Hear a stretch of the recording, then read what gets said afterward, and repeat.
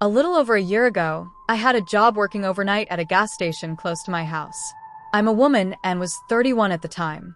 I know, to some it seems unsafe for a woman to work graveyard shift by herself. However, it was a slow store, and the sheriff's office was about 20 feet across from it. I really didn't think I would have that many problems. There would be about 30 customers in an 8-hour shift, and that was on a busier night. It was about 3:30 in the morning. I went outside to sweep the parking lot and last minute check the trash. It was time for a cigarette, and I had one headphone and kind of jamming out. Across the road in the parking lot of the sheriff's office, I saw a figure with his back to me. He was swaying back and forth while looking down. Honestly, it looked like he was enjoying a much-needed piss. Against the sheriff's office, though? Yeah, the building closed at 4 p.m. and didn't open again till 6 the next morning, but why? By the back of his ripped white t-shirt, I remembered that he had come in about 4 hours earlier. He was a total creep, and I could already tell he had a good buzz going. I didn't say anything. I just took my eyes off of him and tried not to draw attention to myself. It was working until a car pulled in. I was still outside as they pulled up. I saw him look at the car and then at me and back and forth again. As the customer was leaving, I walked her outside. I still had half a smoke burnin' and had left my dustpan outside with the squeegee. We both heard him start to swear angrily and seemingly engage in an argument with himself. She looked across the road and told me to be careful. I made an awkward joke about him being the one who should be more afraid of me, or something like that. The man was still there but closer to the road, now facing the parking lot of my store. Whatever he's yelling was completely unintelligible. He was obviously very drunk and can barely stand straight, still swaying away. I didn't engage him, but I didn't take my eyes off of him this time. I just slowly walked back into the store. Something about his face really bothered me. It had a darkness to it, but his eyes looked wild. My experience during graveyard jobs has been that the crazy-eyed ones are the worst ones. I didn't like it at all and wanted no part of it. I still had almost 3 hours to go, and 2 before any other employees got there. Instantly, I went to the computer and typed up a temporarily closed sign just in case he wanted trouble.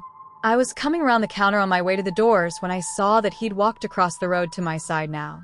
I literally just barely got the second door locked when he stumbled into our very small parking lot.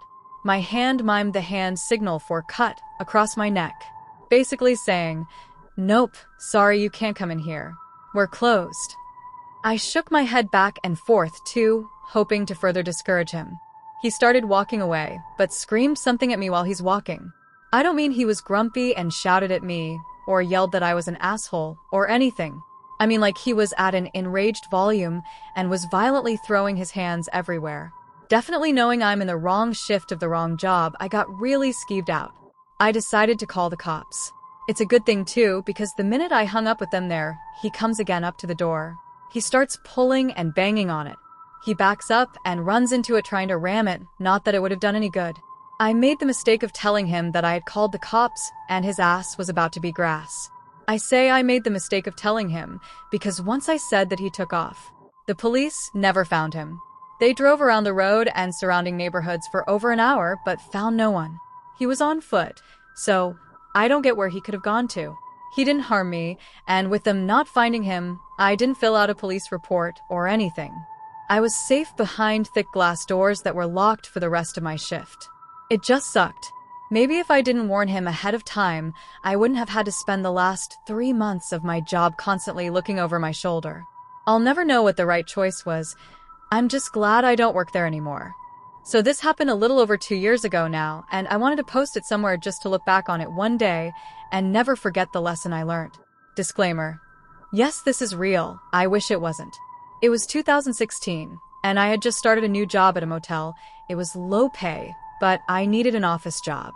One of my friends, Michael, got me this job. For a few days, I did training with the owner in the mornings. For 2 nights, Michael trained me. Our job was the 11 p.m. to 7 a.m. shift. Nothing exciting, checking guests in and doing paperwork. My boss, the owner, went away with his wife on vacation for a week, which is attributed to the swift training I had to endure. So it was my first night alone on the night shift. There was a monitor with security cameras around the motel's property and large glass windows all around the office building with a glass door. There was no night window like most motels have. It was fairly early in the night. At about 1 a.m., I was just doing my normal check-in paperwork when a man walks in and asks if we have any rooms available. Usually if someone is sketchy, my boss has me lie and say no, but he seemed normal at the moment. Without hesitation, I said, "Yes, of course, just for one?" And he replies yes.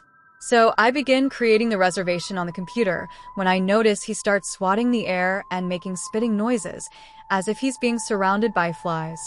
I try to ignore it. As far as I was concerned, it wasn't my business. So I try to check him into the room quickly as possible. I give him his key, and he's on his way.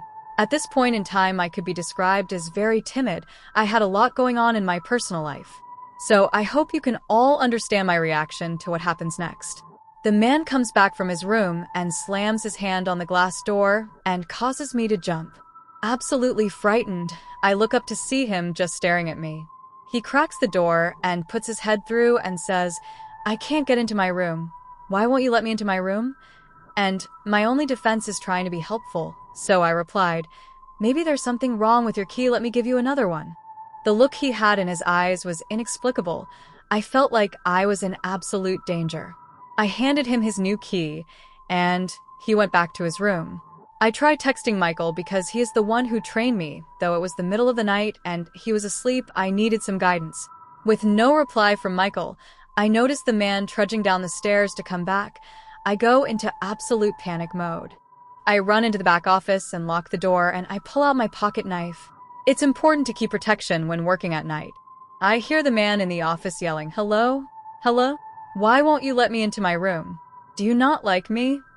Me being an absolute idiot and not standing my ground and calling the police. When I'm feeling scared, I decided to take this situation on alone. I reply, "I'm just on the phone, I'll be right out."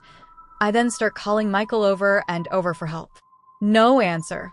I decided to take a few deep breaths and then step out of the office. The man was not there.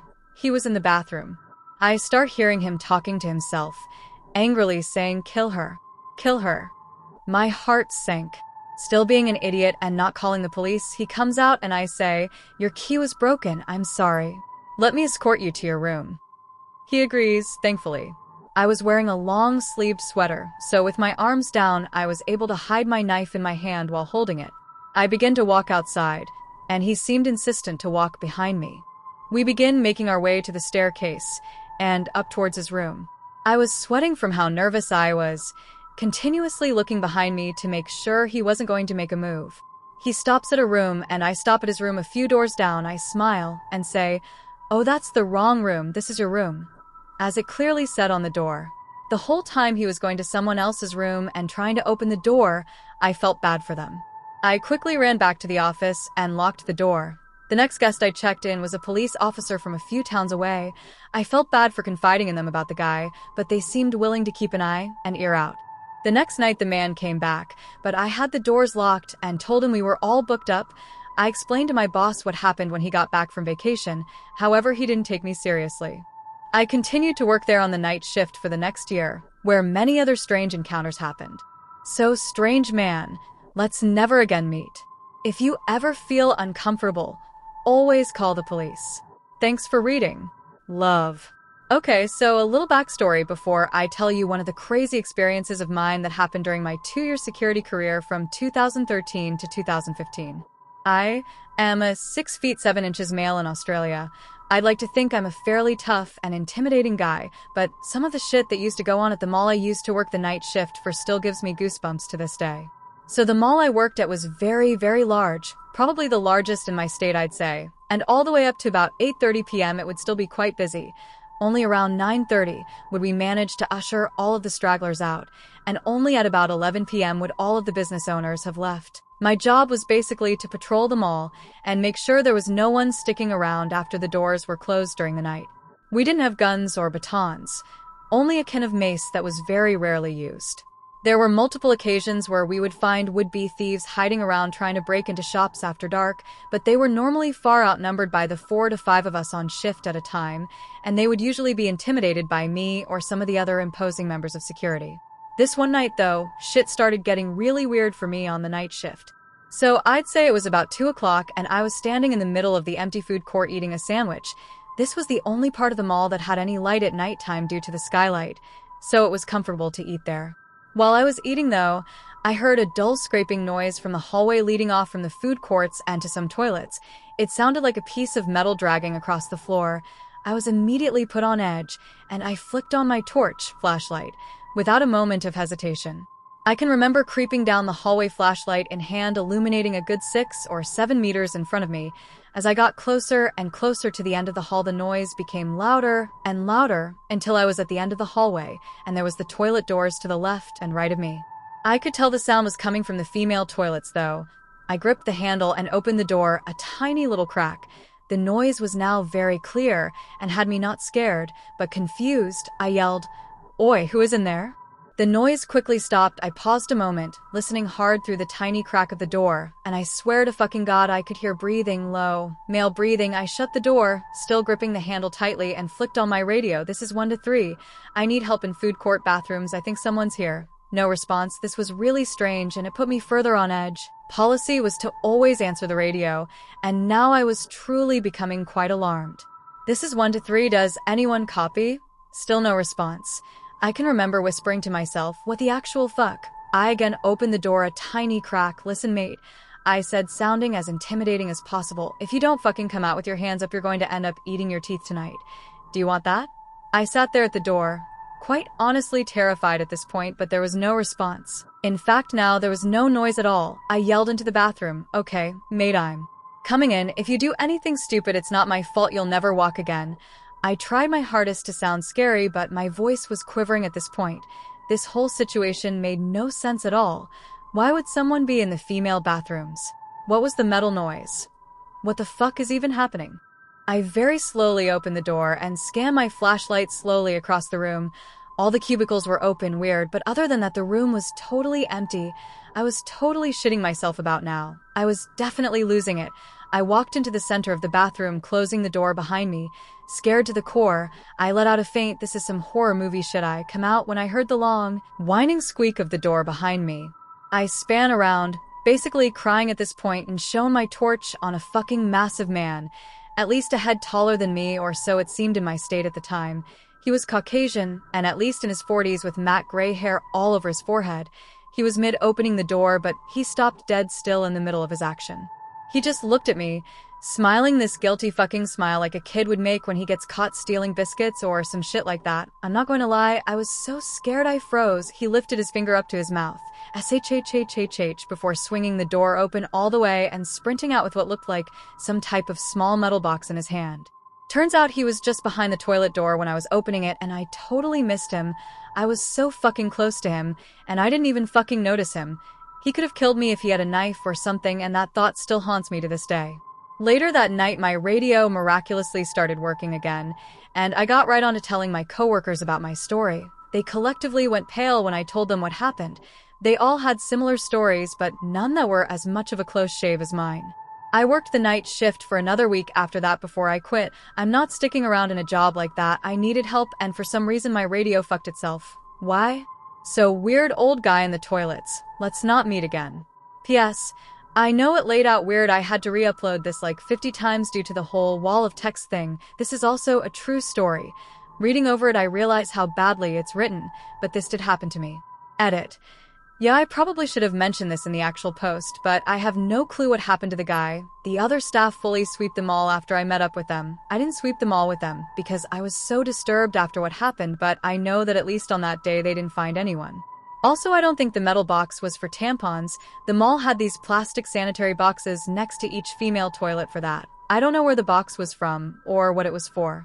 Since I'm at home now because of my fibro disability, I've got a lot of time to read these chilling tales. It also gives me time to look back at my own past, remember some of my own scary moments. I have several more stories to tell and share. This was one of those memories that I remembered and wanted to share. Back in 2007, I started a tech job with an IP/phone VoIP/DT1/long distance company. The company is no longer around, and honestly, I don't know how they stayed in business as long as then did. It was really a pyramid scam, but thankfully I was on the IT side of things, so I didn't have to sell anything. It was a small typical tech support call center. The customers would call in, or Verizon/Quest etc. would call and say DT1 lines we down or outages. I was the only female on my team, having to prove myself and show that I can do anything my male counterparts could. It didn't take long, and the customers respected me for being able to handle things. After making my mark, I decided to take the 10-hour night shifts. I worked Wednesday through Saturday from 1 p.m. to 12 a.m., an hour lunch, and after 6 p.m., I was completely alone in the whole building. The rush to get out of the office by 6 p.m. was insane. I couldn't blame them, but I decided having 3 days off was better than 2. Like I said, I was by myself for most of the night. I would have to keep an eye on emails and make sure I answered calls. It was a very slow shift. I would get a lot of video games/reading/schoolwork/writing during this time. But sometimes, I would just wander the building, walk all around just to get away from my desk for a time. I would have the VoIP phone system connected to my cell phone so no calls would be missed. This allowed me to go get a soda, go get food, and so on. One time while I was up away from my desk, I was going down to the lunchroom to grab a soda. The vending machine was on the basement floor. The basement had a wall of windows and one set of security doors. Same for the main entrance, only there was one camera facing that door. Nothing else really to make you feel very safe. I didn't like going to the basement much because the back of the building faced an acre of dark woods. There was a walking path to the woods, but for some reason they didn't install lights for the walking path.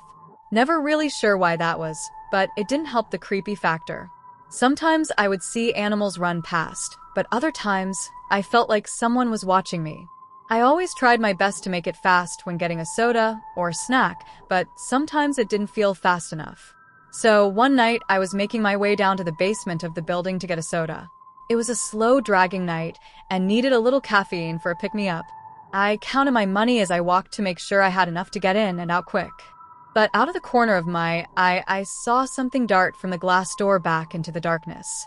I stopped dead in my tracks and tried to scan the forest, but like I said, it was just blackness. I felt a bit of unease, and everything told me to turn on my heels and go back to my desk. But it was 9 p.m., and I had a fair bit of time left on my shift before I could blow this pop stand. I tried shaking the feelings off and briskly walked over to the soda machine and made my selection. The soda dropped, and as I bent down to get it, I heard a loud ping noise. It was as if someone had hit the glass with something. I stood straight up and felt the hair on the back of my neck stand up. I slowly turned around and was scared to see someone out there. But as I made the full turn, I saw once again nothing but darkness. I thought this was a good time to book it back up to the main floor. I didn't bother with the elevator. I went to the stairs and ran up them. My heart was already racing from having to go down there in the first place, then the loud bang, and now running up 2 flights of stairs. Once I was back at my desk, I sunk down in my chair and tried to calm down. It was just one noise. I was in a building with locked doors and locked inner offices. I kept saying over and over in my head it was nothing. I was relieved by that, but out of nowhere I got that feeling of someone watching me again. I peeked up over my cubicle wall and looked around my office. Nothing seemed out of place until I turned to face the front of the building. Outside the first set of doors was a slender, tall, dirty male. He was cupping his hands around his eyes to try and see past the reflecting of the lights inside. I dropped back down in my cubicle before he caught sight of me. He didn't look like anyone I have ever seen at the office, and it was a little past 9 p.m. There is no good reason why he is checking out my office. As I sit in my chair, I hear the doors shake. I slowly stood up and watched him pull at the handles of the doors. They didn't budge, to my relief. But as I watched him, he turned to face me. His face looked bruised or dirty. I couldn't tell which. Once his eyes locked onto mine, he started to bang harder and smacked the glass. I was so scared. It was the middle of the night. I was by myself and out in the middle of this office building complex. I grabbed my headset and dialed 911. While getting the operator on the line, the guy was walking back and forth from one side of the glass doors to the next. 911, what's your emergency? The lady's voice was direct. Yes, my name is, I work at. I need someone to come out. There's a guy trying to break into my office building. While speaking with her, the guy disappeared from view. I tried to look in all directions, but I didn't see him. I knew that he wouldn't just walk off, not with how hard he was banging. Out of nowhere, a good-sized rock came out of nowhere and smashed against the door. I screamed and went under my desk. The operator asked what just happened, and I explained that a rock smashed against the glass door. She asked me if the glass was broken enough to let him in. I didn't want to stand up and look, but she told me to look in order to know where he was now. I crawled out from under my desk and just peeked over my wall and saw a huge crack down the first part of the door. I sank back down and told her to please have the police hurry. She said they were on their way.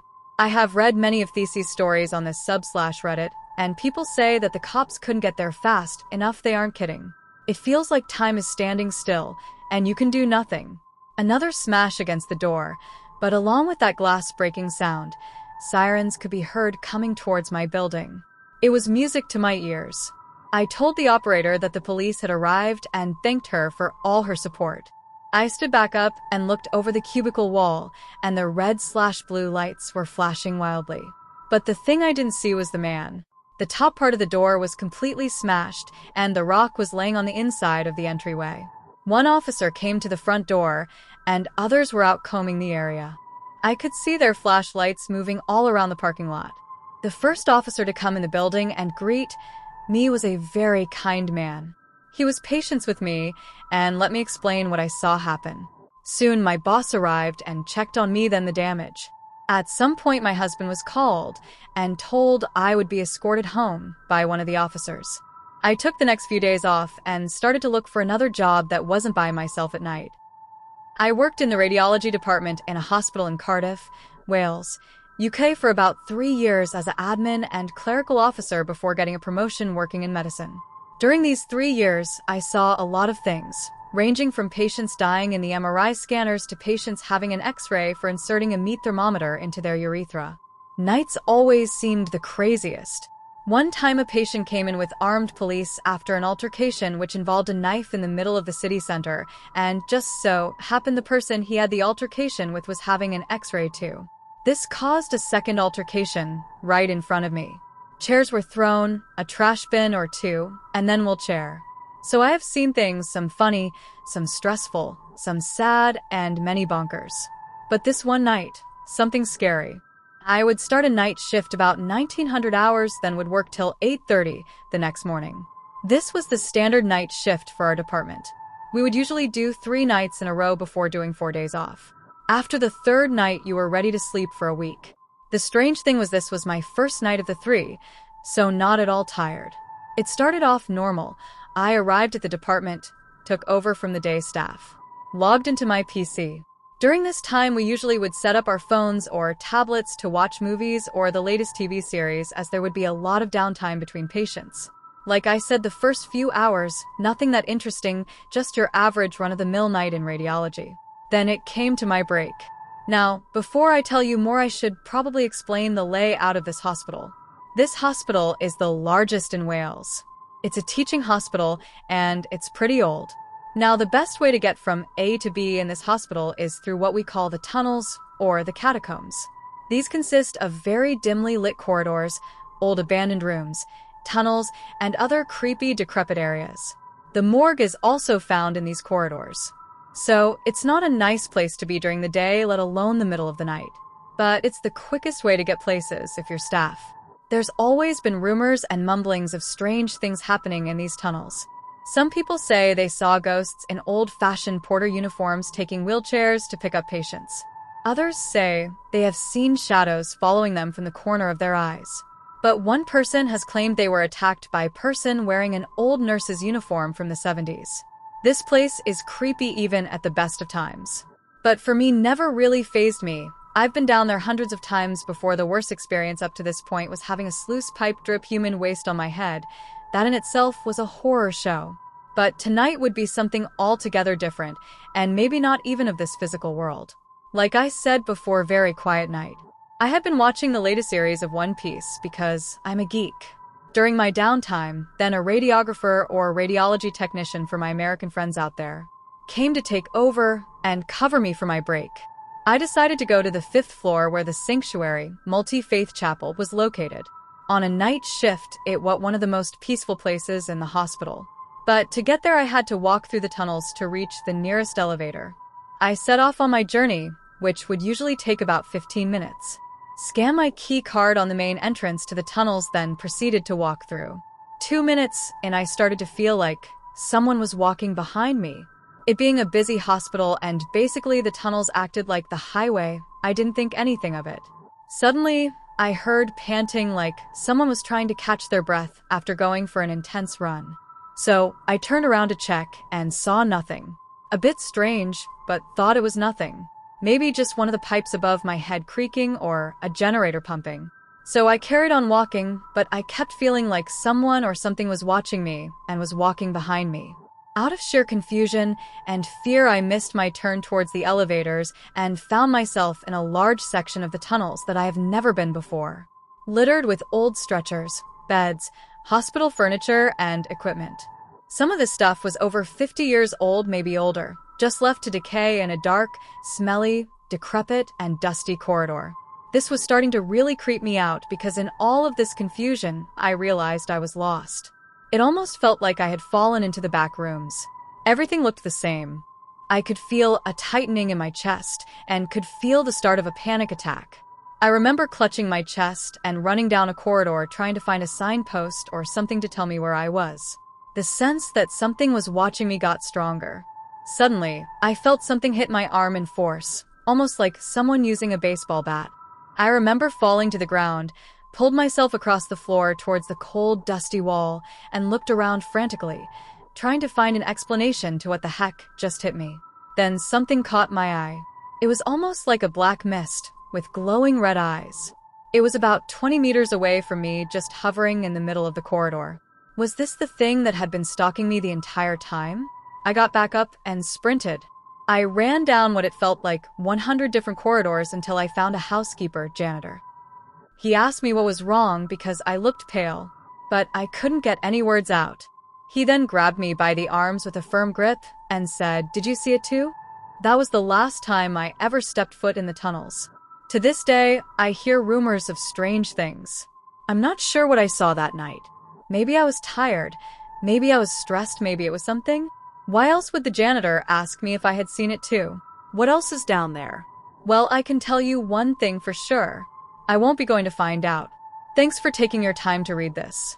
Josh.